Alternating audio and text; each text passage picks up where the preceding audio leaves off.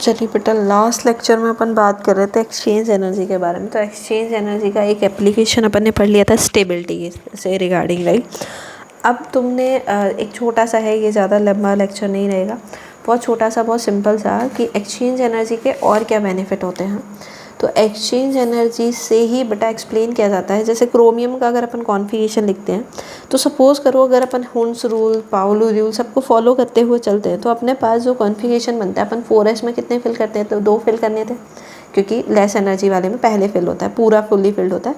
Then अपन next में जाते हैं, दैट इज़ 3D, और 3D में कितने आने चाहिए, तो 4। एग्जैक्ट कॉन्फ़िगरेशन क्रोमियम का ये होना चाहिए था, लेकिन हकीकत में होता क्या है, जो अपन करेक्ट मानते हैं वो क्या होता है, आर्गन 4s1 और 3D 5, ये अपना राइट कॉन्फ़िगरेशन होता है। होना क्या चाहिए था, ये होना चाहिए था, ये एक्सपेक्टेड था कि भैया ये होना चाहिए, लेकिन जो हकीकत है, जो हकीकत में है, जो रियलिटी में है, वो ये है, ठीक है। और यही वाला करेक्ट भी है अपना।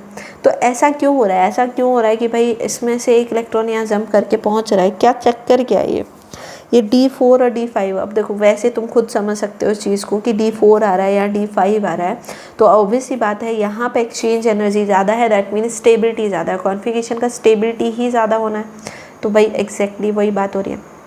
चलिए इसको अपन समझें भी अगर एक्सचेंज एनर्जी से, तो सेम कहानी है बेटा। D4 में अपन ने अभी लास्ट लेक्चर में आप देख सकते हो एक्सचेंज एनर्जी D4 के लिए अपन ने कितना निकाला था। एक्सचेंज एनर्जी अपन ने D4 के लिए कैलकुलेट किया है बच्चा, कितना, 6, राइट। कितना कैलकुलेट किया था, 6। और D5 कॉन्फ़िगरेशन के लिए अपन के पास एक्सचेंज एनर्जी आ रहा है 10। अब एक बात समझिएगा बेटा, ये जो डिफरेंस है अपने पास, ठीक है, किस चीज़ का डिफरेंस, कि मान लो ये जो दोनों कॉन्फ़िगरेशन अपन बोल रहे हैं कि भाई ये वाला सही है, ये वाला कॉन्फ़िगरेशन सही है, तो अपन ने दोनों लिखे, दोनों के लिए एक्सचेंज एनर्जी निकाला है। अगर इन दोनों का डिफरेंस जो है, दोनों का डिफरेंस अगर इक्वल टू 4 और ग्रेटर देन 4 है, देन तो जो जहाँ एक्सचेंज एनर्जी ज़्यादा है वही अपना कॉन्फ़िगरेशन सही है, वही स्टेबल ज़्यादा है, और वही अपना कॉन्फ़िगरेशन करेक्ट है। समझ गए इस चीज़ को। लेकिन अगर ये लेस देन 4 आ जाए, क्या आ जाए, अगर ये लेस देन 4 आ जाएगा, तब अपन ऐसा कुछ भी कारनामा नहीं करेंगे, जो एग्जैक्ट कॉन्फ़िगरेशन जो एक्सपेक्टेड होता है वही अपन करेंगे। जैसे एक सपोज़ करिए फ्लोरीन का एग्जाम्पल लेते हैं अपन, ठीक है। किसका एग्जाम्पल लिया, चलो पी ब्लॉक में से भी कोई एग्जाम्पल, लाइक फ्लोरीन का 9 होता है। अगर फ्लोरीन का अपन एटॉमिक कॉन्फ़िगरेशन फिल करने जाएँ तो 1s2 2s2, हाँ भाई कितना होता है, 9 होता है ना, तो 4 और 5 हो गया, ठीक है। तो 2p5 हो रहा है ना। अब तुम्हें खुद दिख रहा है, ये तो हो गया हीलियम का, ठीक। 2s, अब इसको ऐसे भी तो लिख सकते हैं, ये अपने पास अपन सोच रहे हैं कि भाई 2p5 2s1 और ये हो जाएगा 2p6। भाई समझो इस चीज़ को कि मैंने इसको 2p6 कैसे कर दिया। भाई अपन को पता है p5 से ज़्यादा स्टेबल कौन है, p6 होता, तो ये मोर स्टेबल होना चाहिए। अगर मोर स्टेबल है तो यही करेक्ट होना चाहिए, लेकिन होता अपन पढ़ते क्या है, फ्लोरीन का, ये तो ये वाला पढ़ते हैं। मैम ऐसा कैसे हो रहा है, यहाँ अपन कुछ और पढ़ रहे हैं कहानियाँ, D5 को लिया है मेजर यहाँ, लेकिन p6 को अपन नहीं ले पा रहे हैं। तो एक बार अपन इनके लिए क्या निकालेंगे बेटा, एक्सचेंज एनर्जी का वैल्यू निकालते हैं। तो पहले इसके लिए p5 के लिए निकालते हैं एक्सचेंज एनर्जी। मैम एस को क्यों यूज़ में नहीं ले रहे हैं, तो आप समझो बेटा, मैंने बोला था सेम सब शेल के लिए ही अपन इवेल्युएट करते हैं। आपको एस के लिए निकालना है, आप अलग से एस के लिए निकालोगे, ठीक है। आपको पी के लिए निकालना है, आप अलग से पी के लिए निकालोगे। आपको डी के लिए निकालना है तो आप अलग से डी के लिए निकालोगे। ऐसा नहीं होता कि एस के लिए भी वही सेम फार्मूला, मतलब उसी फार्मूले में एस के इलेक्ट्रॉन भी है, उसी में पी के भी है, उसी में डी के भी है, उसी में एफ के भी है, ऐसा कुछ भी नहीं होता, राइट। चलिए, तो p5 एक्सचेंज एनर्जी की बात करें अपन, तो एक्सचेंज एनर्जी पे देखो क्या होता है अपने पास। p5 का जो फॉर्मूला है, अगर अपन देखें फॉर्मूले से देख लो, सीधा हो जाएगा 1 2 3 4 और 5। यहाँ ऐसे मत बोल देना मैम 5 बॉक्सेस क्यों नहीं बनाए, अरे p में होते ही 3 ऑर्बिटल हैं बेटा, px py और pz, राइट। तो भाई अब मुझे बताओ फॉर्मूला क्या है, n1 minus 1 divided by 2 plus n2 minus 1 divided by 2, ठीक है। तो यहाँ बताओ सेम वाले कितने, सेम स्पिन 1 2 और 3 है, तो यहाँ पर रखिए 3 into 3 minus 1 divided by 2। Opposite spin वाले कितने हैं, टोटल 2 हैं, तो 2 माइनस 2 1 डिवाइडेड बाई 2, ठीक है। अब बताओ 3 माइनस 1 कितना हो गया, 2, 2 इंटू 3 कितना हो गया, 2 से 2 कैंसिल हो गया, 3 बचेगा ये, ठीक है।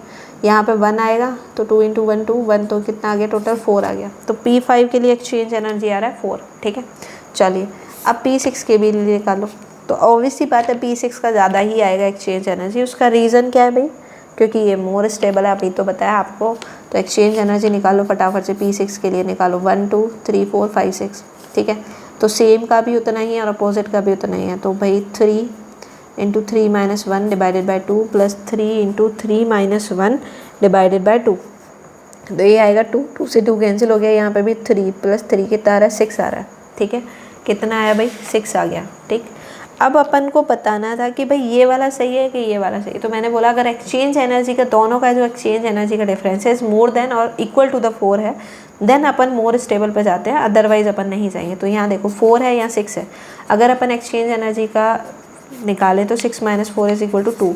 ये जो चेंज है इस लेस देन 4 आ रहा है, और अगर लेस देन 4 आ रहा है मतलब ये अपन मोर स्टेबल वाला जो कॉन्फ़िगरेशन समझ के चल रहे हैं, दैट इज़ नॉट करेक्ट, ठीक है। तो अपने लिए फिर यही वाला करेक्ट होगा।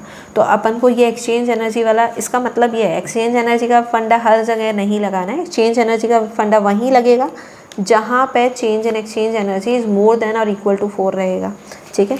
मोर देन और इक्वल टू 4 रहेगा, अदरवाइज ऐसा नहीं होता कि हर केस में अपन फॉलो कर रहे हैं एक्सचेंज एनर्जी को, ये दिस इज़ नॉट पॉसिबल। तो एक्सचेंज एनर्जी कब लगेगा, जब आपका क्या होगा कि जो डेल्टा एक्सचेंज एनर्जी है इज़ ग्रेटर देन और इक्वल टू 4 रहेगा। एम आई क्लियर, ठीक है। तो this is our today's lecture, ठीक है। एक्सचेंज एनर्जी पढ़ा अपन ने, शील्डिंग इफेक्ट पढ़ा अपन ने, जेड इफेक्टिव पढ़ा। मेजरली अपन ने इन लेक्चर्स में आयनाइजेशन एनर्जी के बारे में, क्योंकि आगे अपन को पढ़ना था, बहुत इंपॉर्टेंट है आयनाइजेशन एनर्जी, एटॉमिक साइज, तो उसके बारे में अपन को जानना था। तो इसलिए अपन ने थोड़ा सा बेसिक पढ़ा था। और ये जो है ये टर्म जो है इसको बहुत मतलब ऐसे नेगलेक्ट कर दिया जाता है, एक्सचेंज एनर्जी। सो जब अपन एनसीईआरटी पढ़ेंगे तो मैं आपको बताऊंगी, वहाँ क्लियर कट लिखा हुआ है कि शील्डिंग इफेक्ट, जेड इफेक्टिव और ये exchange energy, these are 3 factors that depends that effect the ionization energy, ठीक है। तो फर्स्टली आप बहुत, आई थिंक आपको बहुत अच्छे से आ गया। आप कॉपर के लिए खुद से निकाल के देखना कि वहाँ पे ये फंडा फिट हो रहा है या नहीं हो रहा है, ठीक है। सो बहुत बहुत धन्यवाद। So thank you so much. और हाँ भाई, सब्सक्राइब करें प्लीज़, चैनल को लाइक शेयर कमेंट सब्सक्राइब जो करवाओ करो, कुछ भी करो पर करो, ठीक है। चलिए बहुत बहुत धन्यवाद, थैंक यू।